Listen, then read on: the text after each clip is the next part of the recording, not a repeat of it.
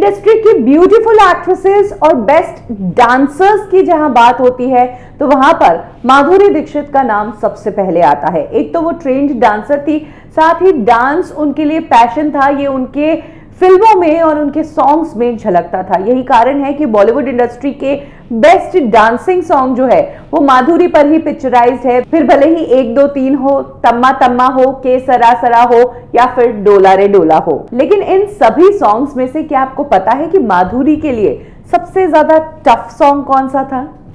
आज मैं आपको बताऊंगी यही कब, क्यों और कैसे में।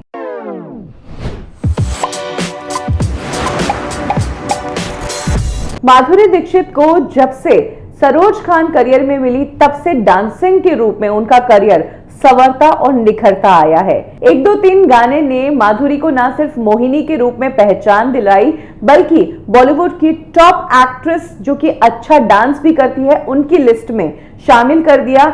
इनफैक्ट इस फिल्म के बाद माधुरी के लिए फिल्मों में अलग से आइटम नंबर या उनके सिंगल सॉन्ग्स या फिर डांसिंग सॉन्ग्स रखे जाने लगे। इसी दौरान माधुरी एक फिल्म कर रही थी थानेदार। इस फिल्म में उनके साथ संजय दत्त थे और फिल्म में एक डांसिंग नंबर था। सरोज खान ही गाने को कोरियोग्राफ कर रही थी और गाने में स्टेप्स जो थे वो थोड़े डिफिकल्ट थे। हालांकि माधुरी उन एक्ट्रेसेस में से हैं जो गाने की शूटिंग से पहले रिहर्सल भी अच्छी करती है। इस गाने के लिए भी उन्होंने रिहर्सल अच्छी की, बावजूद उसके इस सॉन्ग को शूट करने में उन्हें 12 से 13 दिन लगे। साथ ही कुछ सीन्स तो ऐसे थे जिनको शूट करने में 40 रीटेक्स हुए थे और यही कारण है कि इस गाने को माधुरी दीक्षित अपने करियर का सबसे टफ सॉन्ग मानती है।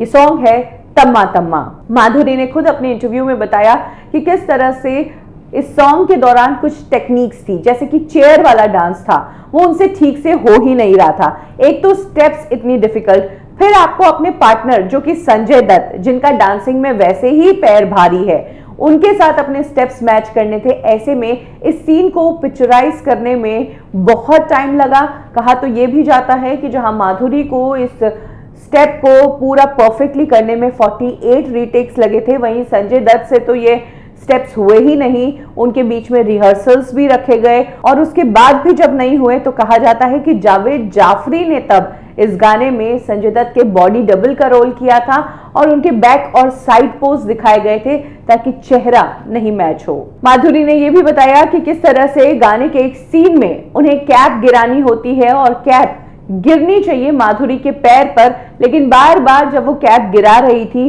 तो वो कैप घूम फिर कर फ्लोर पर जा रही थी, जिससे ये सीन परफेक्टली हो ही नहीं पा रहा था।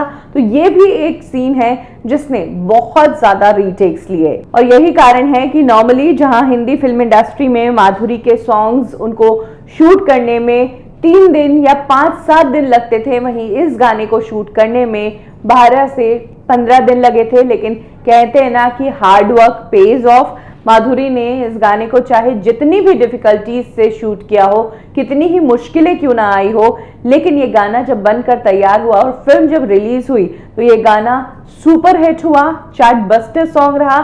इनफैक्ट आज भी कोई शादी, कोई पार्टी इस गाने के बिना कंप्लीट नहीं होती है और इतनी मेहनत लगी थी इस गाने के पीछे। कब, क्यों और कैसे में अभी के लिए बस इतना ही। फिर मिलेंगे बॉलीवुड की एक और स्टोरी के साथ। लाइक करें हमारा फेसबुक पेज बॉलीवुड ठिकाना, फॉलो करें हमें इंस्टा पे और सब्सक्राइब करें हमारा यूट्यूब चैनल बॉलीवुड ठिकाना।